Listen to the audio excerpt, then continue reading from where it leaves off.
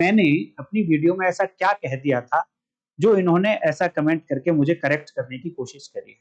तो मेरे dear viewer ने बताया कि मैंने पिछली वीडियो में माननीय सुप्रीम कोर्ट के जजमेंट के अगेंस्ट बोला है उनके अकॉर्डिंग, बट मैंने नहीं पढ़ा है अभी, तो मैं नहीं जा रहा उस पॉइंट पे, बट मैं मान लेता हूँ थोड़ी देर के लिए कि मैंने बोला है। अब वो दोस्त कहता है, बच्चे मेरे दोस्त, तुझे एक अच्छा गुरु मिल गया है, प्लीज पकड़ ले तू इनके पैर, इनसे तू शिक्षा ग्रहण कर, ये तेरे सारे डाउट्स दूर करेंगे।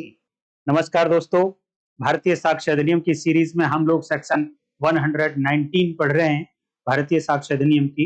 यही सेक्शन पहले 114 इंडियन एविडेंस एक्ट हुआ करती थी। इस वीडियो को बनाते हुए दोस्तों मैंने एक लाइन बोल दी थी, उस पर कमेंट किया है किसी मेरे व्यूअर ने, और रेगुलर व्यूअर हैं, तो उनके कमेंट का मैं जवाब देना चाहता हूँ। कमेंट इतना अच्छा है कि है तो जो मैंने वीडियो में बोला था उसके अगेंस्ट, बट जितने भी अगेंस्ट के कमेंट मेरे पास आते हैं मैं उनको बहुत सीरियसली लेता हूं और कोशिश करता हूं कि उनका जवाब मैं आप लोगों को दे दूं तुरंत। पहले मैं आपको बताता हूं कि मैंने अपनी वीडियो में ऐसा क्या कह दिया था जो इन्होंने ऐसा कमेंट करके मुझे करेक्ट करने की कोशिश करी है। मैंने कहा था कि जब आप section 201 IPC Indian penal code की सेक्शन 201 201 पढ़ेंगे, जो अब सेक्शन 238 हो गई भारतीय न्याय संहिता में, तो वहां पर कहा गया है कि अगर किसी व्यक्ति ने एविडेंसेस को डिस्ट्रॉय किया है तो उसको फिर इस सेक्शन में सजा दी जाएगी। जब मैंने पिछली वीडियो में पढ़ाया था तो मैंने ये कहा था कि लोगों को बड़ा कंफ्यूजन है कि मान लो कि ए एंड बी ने मिलकर सी का मर्डर किया और सी की डेड बॉडी को उठाया और उन्होंने रिवर में जाके डंप कर दिया। जैसे ही देखिए किसी व्यक्ति का मर्डर हुआ तो अब उसकी जो डेड बॉडी होती है वो उस केस की एविडेंस है। जब भी उसका इन्वेस्टिगेशन चलेगा तो उसकी रिक्वायरमेंट होती है, बिकॉज वो एविडेंस है। इस एविडेंस को उन्होंने डिस्ट्रॉय कर दिया, तो क्या अब इन दोनों के against section 201 IPC now 238 BNS का चार्ज लगेगा? तो मैंने कहा था बहुत कंफ्यूजन है लोगों को कि जिसने मर्डर किया उसी ने अगर एविडेंस को डिस्ट्रॉय कर दिया है तो उसके अगेंस्ट भी चार्ज लगेगा। बट मेरी हम्बल ओपिनियन है दोस्तों कि उसके अगेंस्ट नहीं लगेगा, और यही बात मैंने अपनी वीडियो में बोल दी थी। मैंने ये कहा था, स्टोरी अगर आप लोगों को ध्यान होगी तो ए एंड बी ने मर्डर किया सी का। अब ई ने इसमें डी ने इसको पिस्टल पकड़ाई थी ए को, और ई था इनका एक फ्रेंड जिसने हेल्प किया था इस डेड बॉडी को नदी तक ले जाने में और इस डेड बॉडी को डिस्पोज ऑफ करने में। तो मैंने कहा था कि जो सेक्शन 201 आईपीसी है 238 बीएनएस, ये केवल और केवल जो चार्ज लगेगा वो ई के अगेंस्ट लगेगा जिसने हेल्प की है ए एंड बी की मर्डर करने वालों की इस डेड बॉडी को डिस्ट्रॉय करने में। तो मैं उम्मीद करता हूं कि जो मेरा व्यू था वो आपको समझ आ गया होगा। मैं ये कहना चाहता हूं, एक लाइन में अगर मैं बोलूं तो जिन लोगों ने एक्चुअल ऑफेंस किया है उनसे अलग कोई व्यक्ति होना चाहिए जो एविडेंस को डिस्ट्रॉय करे इस इंटेंशन से कि जिन्होंने ऑफेंस किया है वो लीगल पनिशमेंट से बच जाएं, उनको स्क्रीन किया जा सके। तो केवल और केवल उस व्यक्ति ने, जो बाहर का व्यक्ति है, थर्ड पर्सन है, उसके अगेंस्ट इस सेक्शन का चार्ज लग सकता है। जिसने एक्चुअल ऑफेंस किया उसका चार्ज नहीं लग सकता, उसके अगेंस्ट ये चार्ज नहीं लग सकता। बट मेरे जो डियर व्यूअर हैं, देखिए उन्होंने कमेंट क्या किया है। उन्होंने कहा है, sir Aftab Ahmad Ansari versus state of Uttaranchal, इस केस में माननीय सुप्रीम कोर्ट ने अपहेल्ड किया था conviction to accused in both sections, that is 302 and 201, 376 IPC.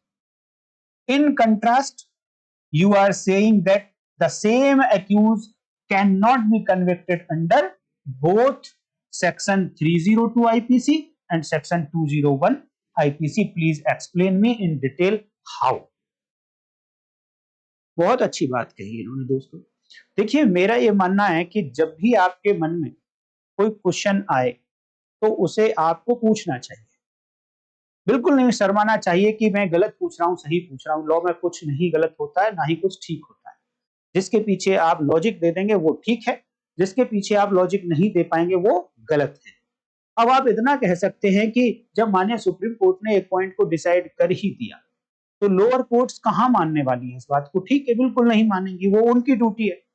But क्या आपकी ड्यूटी है कि आप जितना उन्होंने डिसाइड कर दिया उसके बाहर आप अपने पैर नहीं फैलाएंगे? क्या आउट ऑफ बॉक्स जाकर आप नहीं सोचेंगे? अगर नहीं सोचेंगे तो आप ये मान लीजिए कि आप जीवन भर दूसरों को ही फॉलो करेंगे, आप अपना ट्रेंड नहीं बना सकते।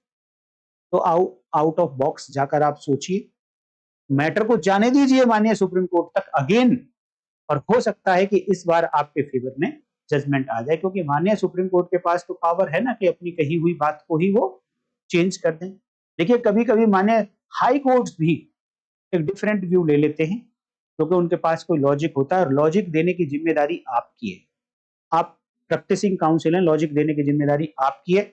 और मैं आज आपको लॉजिक देने की कोशिश करूंगा कि मेरा जो व्यू है, मैं अभी भी अपने व्यू पर अडिग हूं कि मेरा व्यू ठीक है, मैं गलत नहीं हूं। हालांकि मैंने ये दोस्तों Aftab Ahmad Ansari versus state of Uttaranchal ये जजमेंट मैंने पढ़ी नहीं है, मुझे नहीं पता कि इसमें क्या लिखा है।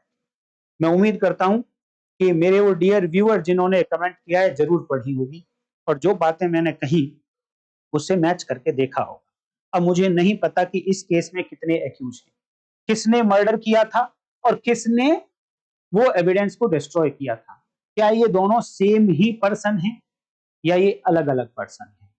ये जजमेंट पढ़ते आप पढ़ लीजिए, बट मैं क्यों कह रहा हूं, मैं आपको लॉजिक दिखाता हूं और आप मानेंगे, पूरे विश्वास के साथ मैं कह सकता हूं आप मानेंगे कि हाँ मैं ठीक कह रहा हूं। कभी कभी क्या प्रॉब्लम हो जाती है दोस्तों कि मर्डर के केस में एटलीस्ट लाइफ इंप्रिजनमेंट तो मिलेगी मिलेगी, लाइफ इंप्रिजनमेंट की सजा मिल गई। अब 201 में तो थोड़ी सजा मिलने वाली है। अब एक्चुअल में असली केस रह क्या गया?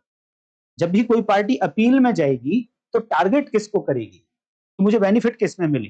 वो कहेगी मुझे 302 में बेनिफिट मिले। क्या वो 201 पर उतना फोकस करेंगे कि मुझे इसमें बेनिफिट मिले, इसके लिए लीगल जो लॉजिक्स हैं उनको देने की कोशिश करेंगे? मेरा मानना है कि नहीं करेंगे, क्योंकि उनका सीधा सीधा टारगेट होगा लाइफ इंप्रिजनमेंट वाली को कम कर दिया जाए या 304 में आ जाए या फिर ऑफेंस ही ना हो, उस पर टारगेट होता है। क्यों? मान लीजिए थोड़ी देर के लिए कि ये जो पार्टी 302 आईपीसी जो आज की डेट में 103 बीएनएस हुई, इसमें जब सजा मिली तो ये पार्टी अपील में गई, लाइफ इंप्रिजनमेंट का इनको कन्विक्शन हो रखा था। अब ये सोच के चलेगी ये पार्टी कि मान लो कि इसमें पनिशमेंट मेरी सेटिसाइड नहीं हुई तो लाइफ इंप्रिजनमेंट तो मुझे काटनी काटनी है, तो साथ में 201 की भी कट जाएगी, उस पर क्यों फोकस करेगा वो? तो इसलिए कभी कभी पार्टीज मेन सेक्शन पर फोकस करते हैं, मेन ऑफेंस पर फोकस करते हैं, इस पर फोकस नहीं करते। तो इसलिए माननीय सुप्रीम कोर्ट भी इस पर अपना कोई खास रीजनिंग नहीं देते। देखिए, जजमेंट में दो बातें होती हैं, एक रेसो डिसाइडेंडी होता है, एक ऑबिटर डिक्टा होता है। रेसो डिसाइडेंडी आपके ऊपर नहीं, सॉरी, कोर्ट्स के ऊपर बाइंडिंग है रेसो डिसाइडेंडी। अब रेसो डिसाइडेंडी होता क्या है? उतना पार्ट जितने लॉ पॉइंट को डिसाइड करने के लिए माननीय सुप्रीम कोर्ट ने या माननीय हाई कोर्ट ने रीजनिंग दी है, लॉजिक दी है, उतना पार्ट रेशियो डिसाइडेंडी होगा। और जो पार्ट बच गया या कुछ बोल दिया है जिसके लिए कोई रीजनिंग नहीं दी गई, उसके लिए कोई लॉजिक नहीं दिया गया, इवन आप कहें कि वो क्वेश्चन में ही नहीं था, ऐसा मान लें थोड़ी देर के लिए, तो उस पर माननीय सुप्रीम कोर्ट अपना माइंड भी बहुत ज्यादा अप्लाई नहीं करते। और जब तक उसकी रीजनिंग नहीं लिखी गई जजमेंट में तो आप उसको रेसो डिसाइडेंडी नहीं मानेंगे, और वो वाला पार्ट जिसपे रीजनिंग नहीं दी गई है वो वाला पार्ट बाइंडिंग नहीं होता है लोअर कोर्ट्स पर। केवल और केवल उतना पार्ट जिसके लिए रीजनिंग दी गई, जिसको हम रेसो डिसाइडेंडी कहते हैं, उतना ही पार्ट बाइंडिंग होता है। कभी कभी हम जजमेंट में देखते हैं कि उन्होंने माने सुप्रीम कोर्ट ने 302 एंड 201 दोनों ऑफेंसेस में एक ही पर्सन को सजा सुना दी। अब जितना भी डिस्कशन उसके अंदर हो रहा है सब पे सब 302 आईपीसी पर हो रहा है, 302 पर। 201 पे कोई रीजनिंग है ही नहीं, क्योंकि फोकस ही दो पार्टीज का वो था। तो अब यहां पर आप उसको रेसो डिसाइडेंटली ना माने कि माने सुप्रीम कोर्ट ने डिसाइड कर दिया है कि एक व्यक्ति को दोनों पनिशमेंट दी जा सकती है। नहीं, ऐसा डिसाइड नहीं किया, लेकिन हम ये कहें कि इस पॉइंट पे डिस्कशन नहीं हुआ तो ये ज्यादा बेटर होगा। बट मेरी ड्यूटी है कि मैं आपको उस लायक बनाऊं कि जब आप माने सुप्रीम कोर्ट में खड़े हों तो इतना बेस्ट लॉजिक दें कि माने सुप्रीम कोर्ट मजबूर हो जाए आपकी बात मानने के लिए। तो क्योंकि ये मामला सेक्शन 201 आईपीसी का है, आज की डेट में 238 बीएनएस का है, तो मैं आपको बेयर एक्ट में लेकर चलूंगा क्योंकि हर क्वेश्चन का जवाब बेयर एक्ट में ही मिलना है। जब भी आपको किसी क्वेश्चन का जवाब तलाशना है तो आपको बेयर एक्ट में ही जाना पड़ेगा। तो देखिए ये है सेक्शन 238 बीएनएस, जहां पर 201 का ही कंटेंट एकदम वही उतारा गया है, इसमें कोई चेंज नहीं आया है। तो लैंग्वेज देखिए कहती है whoever knowing or having reason to believe that an offense has been committed। आप इस लाइन को, इस सेंटेंस पर थोड़ा सा विचार कीजिए, आपको अपने माइंड को थोड़ा ओपन रखना पड़ेगा। सेंटेंस को आपने बहुत ध्यान से पढ़ना है और एक एक वर्ड को बहुत ध्यान से पढ़ना है। यहां पर ये जो सेंटेंस लिखा गया whoever knowing or having reason to believe that an offense has been committed, ये कहा गया है कि whoever कौन है? एक ऐसा व्यक्ति है, कोई भी हो सकता है वो। whoever मीन्स कोई भी हो सकता है, बट उसको एक्सप्लेन किया है कि वो कैसा व्यक्ति है। whoever knowing that an offense has been committed, एक ऐसा व्यक्ति है जिसको जानकारी है कि एक अपराध किया गया है। has been committed, has been committed,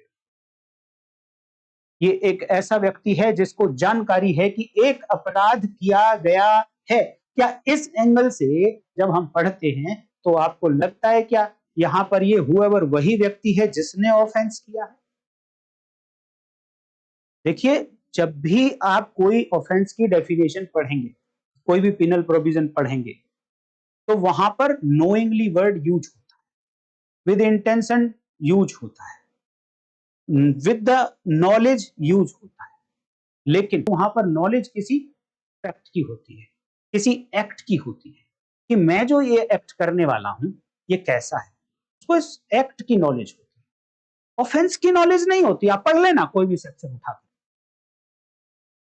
knowledge किसकी होती है? जो ऑफेंस कर रहा होता है कि जो मैं एक्ट कर रहा हूं उसका कंसीक्वेंस क्या होगा, ये नॉलेज होती है। या कोई और जो पर्टिकुलर नॉलेज उस प्रोविजन में लिखी गई है तो वो नॉलेज होती है। लेकिन इस लाइन को आप पढ़ो, whoever knowing that an offense has been committed, इस लाइन से आप एक साधारण बुद्धि का व्यक्ति, प्रूडेंट पर्सन कह सकता है कि हाँ, यहां पर ये whoever वो नहीं है जिसने ऑफेंस किया है, क्योंकि जिसने ऑफेंस किया है उसको आप ये नहीं कह सकते कि उसे नॉलेज है कि एक ऑफेंस किया गया है, नॉट किया गया है, बट उसको तो उसी ने ऑफेंस किया है, किया नहीं गया, एक ऑफेंस किया है उसने। पहली फ्रेज। आगे बढ़ते हैं, whoever knowingly को हटा दो, हम पढ़ चुके हैं। whoever having reason to believe that an offense has been committed, again एक फ्रेज चेंज हुई है, नोइंग की जगह पर whoever having reason to believe, having reason to believe का मतलब कि ये एक ऐसा व्यक्ति है जिसके पास विश्वास करने का कारण है कि एक अपराध किया गया है, एक अपराध हुआ है। जिसने अपराध किया है उसके पास विश्वास करने का कारण क्यों होगा? उसने तो किया है अपराध, उसके पास विश्वास करने का कारण क्यों होगा? इससे भी आपको लग रहा होगा कि यहां पर ये whoever जो है ये वो व्यक्ति नहीं है जिसने अपराध किया है। ठीक है, दो बातें, अभी बहुत सारी बातें बताऊंगा मैं, केवल एक बात से आपको संतुष्ट करने की कोशिश नहीं करूंगा, बहुत सारी बातें बताऊंगा। और लास्ट तक अगर आप वीडियो देखेंगे तो लास्ट वाला तो इतना क्लिंचिंग होगा कि आपको मजबूर कर देगा कि हाँ मैं ही ठीक कह रहा हूं ये मानने पर। आगे देखिए, whoever knowing or having reason to believe that an offense has been committed, this whoever causes any evidence of the commission of that offense to disappear। अब ये जो एविडेंस है इसको डिसअपियर किसने किया है? ये इस व्यक्ति ने किया है। Whoever causes any evidence disappear। अब ये एविडेंस कौन सी है? उस ऑफेंस की है जो ऑफेंस जिसकी नॉलेज जो ऑफेंस इसकी नॉलेज में था कि हाँ ऑफेंस कमिट किया गया है, या इसके पास रीजन टू बिलीव था कि हाँ ऐसा ऑफेंस हुआ है। ऐसे ऑफेंस की जो एविडेंस थी उस एविडेंस को डिसअपियर किया है इस हुएवर ने। अगेन किसने डिसअपियर किया है? कि जिसने ऑफेंस नहीं किया है, इट मींस कोई थर्ड पर्सन है, उसने एविडेंसेस को डिसअपियर किया है। और देख लीजिए आगे विद। अब यहां से जो आगे के जो लाइन में आपको पढ़ाऊंगा बहुत ही इंपॉर्टेंट लाइन, हो सकता है कि आपको यही क्लियर कर दे कि हाँ ये सेम पर्सन पर दो मेन ऑफेंस और उस ऑफेंस की एविडेंस को डिस्ट्रॉय करने के चार्जेस एक ही व्यक्ति पर नहीं मिल सकते। क्या कहता है? Whoever causes any evidence to disappear with the intention to screening the offender from legal punishment। देखिए क्या लिखा है, इंटेंशन क्या है? उसने जो डिसअपियर किया है एविडेंस को, उस एविडेंस को डिसअपियर करते समय, डिस्ट्रॉय करते समय, छिपाते समय इंटेंशन क्या थी उस व्यक्ति की जिसने ऐसी एविडेंस को डिस्ट्रॉय किया है? उसकी इंटेंशन है कि वो जो ऑफेंडर है, ऑफेंडर जो अपराधी है, उसको लीगल पनिशमेंट से बचाया जा सके। किसको बचाया जा सके? ऑफेंडर को। ये हुएवर को नहीं बचाया जा सके, ऑफेंडर को बचाया जा सके। दो वर्ड यूज हुए यहां पर, एक हुएवर हुआ है और एक ऑफेंडर वर्ड यूज हुआ है, दोनों अलग अलग हैं। अगर इस हुएवर में आप कहते हो कि ऑफेंडर भी शामिल है तो वो नहीं है। अगर इस हुएवर में ऑफेंडर भी शामिल होता तो लैंग्वेज डिफरेंट तरीके से लिखी जाती। तो यहां पर जो ऑफेंडर है जिसने ऑफेंस किया है उसको स्क्रीन करना है, उसको बचाना है लीगल पनिशमेंट से। इट मींस ये वो व्यक्ति नहीं है जिसने अपराध किया है, और अपराध करने वाला व्यक्ति जब एविडेंस डिस्ट्रॉय कर रहा है तो वो अपने आप को बचा रहा है, और उसे तो पता है कि मैंने ऑफेंस किया है, नॉलेज की आवश्यकता नहीं है उसको, तो उसने कोई ऑफेंस हुआ है या रीजन टू बिलीव होने की जरूरत नहीं है कि उसने ऑफेंस कि कोई ऑफेंस हुआ है। किसी दूसरे पर्सन को स्क्रीन करने के लिए एविडेंस को डिस्ट्रॉय करता है थर्ड पर्सन को। चलिए अब मैं मान लेता हूं थोड़ी देर के लिए कि अभी भी आप ये मानते हैं कि नहीं साहब आप ठीक नहीं कह रहे हैं, तो मैं अब आपको इसमें लिखे हुए इलस्ट्रेशन को दिखाता हूं कि इस सेक्शन में लिखा हुआ इलस्ट्रेशन क्या कहता है। इलस्ट्रेशन पढ़ लेते हैं दोस्तों। वो कहता है ए, वर्ड्स पर ध्यान देना आप दोस्तों। अब A, knowing that B has murdered Z. यहां पर तीन व्यक्ति हो गए, एक व्यक्ति जेड है जिसका मर्डर हुआ, बी है जिसने मर्डर किया है, और ए है कि ये जानता है कि बी ने मर्डर किया है जेड का। इट मींस यहां पर ए वो व्यक्ति नहीं है जिसने मर्डर किया है, मर्डर बी ने किया है, ए को इस बात की नॉलेज है, दोनों अलग अलग पर्सन हो गए। देखिए आगे, असिस्ट बी, ए जो ऐसी पोजीशन में है असिस्ट बी, बी की सहायता करता है, ए बी की सहायता करता है, बी ने मर्डर किया, ए ने मर्डर नहीं किया, बट सहायता किस चीज में कर रहा है? To hide the body with the intention of, again सुनो वो फ्रेज फिर से, किस बात से सहायता कर रहा है? टू हाइड द बॉडी, और बॉडी को किस इंटेंशन से हाइड कर रहा है? With the intention of screening B, B is the offender, with the intention of screening the offender. Offender is replaced here in this illustration by B. It means B is offender.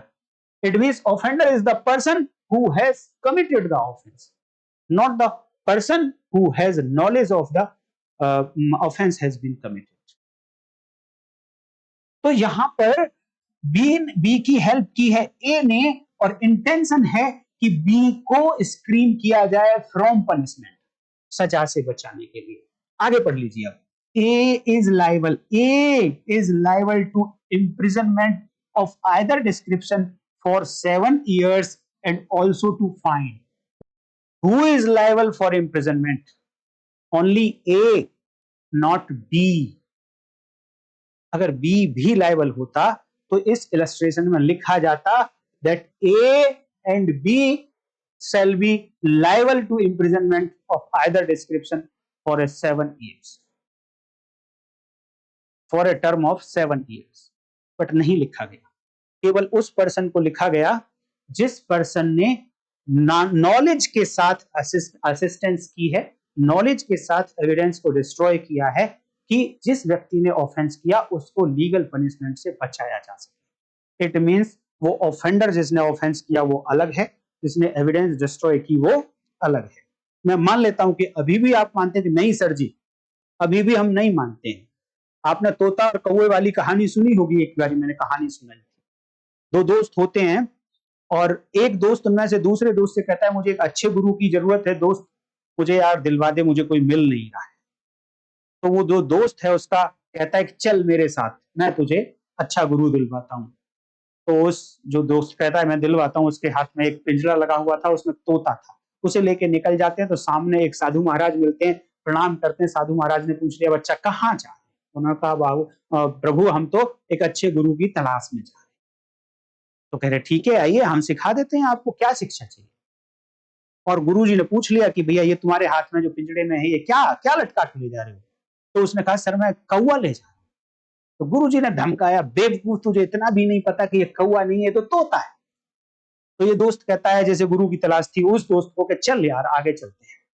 आगे चले, एक और सज्जन मिले, उन्होंने भी पूछ लिया कि भाई ये पिंजरे में क्या है? उन्होंने बोला कि ये कौवा है। तो गुरुजी ने बोला कि नहीं बेटा ये कौवा नहीं है, ये तोता है। और थोड़ी देर पिंजरे की तरफ देख के फिर कहता है कि नहीं गुरुजी ये तो कौवा ही है। तो गुरुजी को गुस्सा आ गया और फटाफट से उन्होंने धमकाया करा, चलो तुम किसी पढ़ने लायक ही नहीं हो, चलो भागो यहाँ से। तो दोस्त कहता है चल भाई आगे चलते हैं। ऐसे ही 2-3 लोग मिले रास्ते में, सबको गुरु बनाने की कोशिश करी, बट किसी ना किसी स्टेज पर जाकर सभी ने धमकाया और कहा कि ये तोता है, कौवा नहीं है, तुम इतनी सी बात नहीं जानते। फाइनली जो गुरुजी मिले उन्होंने कहा कि बेटा क्या है ये?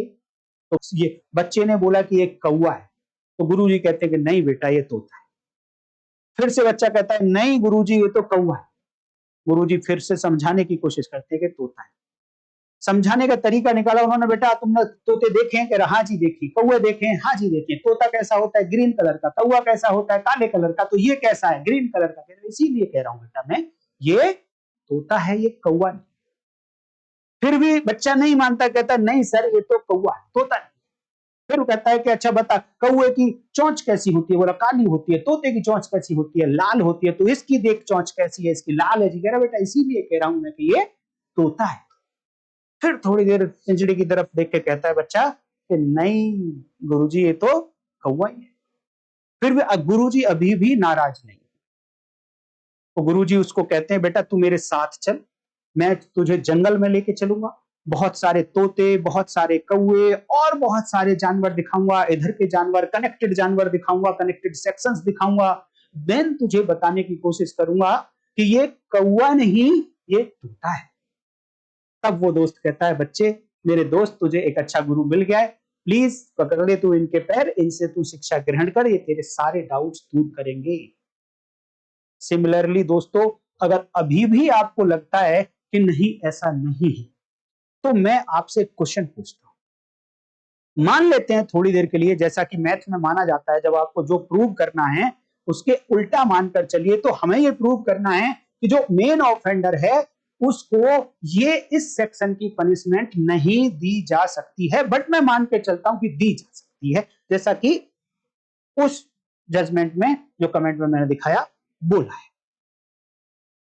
एग्जाम्पल है कि ए ने चाकू से बी को मारा, डेड बॉडी उठाई और अकेले नहीं, डेड बॉडी उठाई और डिस्पोज ऑफ कर दी, एविडेंस डिस्ट्रॉय। ट्रायल चला, दोनों ऑफेंसेस में सजा हो गई। क्यों? क्योंकि आपका ये कहना है क्योंकि इसने एविडेंस को डिस्ट्रॉय किया था। आपने केवल इतना पढ़ा कि एविडेंस को डिस्ट्रॉय किया था और बाकी चीजों को नहीं पढ़ा। Knowingly, having reason to believe, with intent, with intention of screening नहीं पढ़ा। कोई बात नहीं, मैं कहता हूं नहीं पढ़ा, बट प्रैक्टिकल तो देख रहे हैं ना आप। प्रैक्टिकल में क्या हुआ? ए ने एक मर्डर किया, उसने डेड बॉडी को डिस्पोज ऑफ किया, तो ए को ही ये कॉजिंग डिसअपियरेंस द एविडेंस की पनिशमेंट दे दी। क्या डिस्ट्रॉय किया है? मेरा क्वेश्चन है आपसे, क्या डिस्ट्रॉय किया है इन्हें? जैसे ही मर्डर हुआ, डेड बॉडी अब एक वन ऑफ द एविडेंसेस है, उस एविडेंस को डिस्ट्रॉय कर। अब मुझे आप एक बात बताइए, जो लीगल प्रैक्टिस में हैं वो जवाब दे पाएंगे इस बात कि एक व्यक्ति ने लूट करी, एक चाकू मार दिया किसी व्यक्ति को और उसको डराकर उसकी प्रॉपर्टी छीनकर भाग गया। अब यहां पर एविडेंस क्या क्या है? वो जो चाकू जिससे उसने चोट मारी, फोर्स का यूज किया, इंजरी की, वो चाकू एविडेंस है या नहीं है? कमेंट करके बताइए, एविडेंस है या नहीं है? एविडेंस है। वो पैसा जो उससे छीन कर ले गए, क्या वो एविडेंस है या नहीं है? कमेंट करके बताइए, एविडेंस है। दोनों बातें एविडेंस हैं।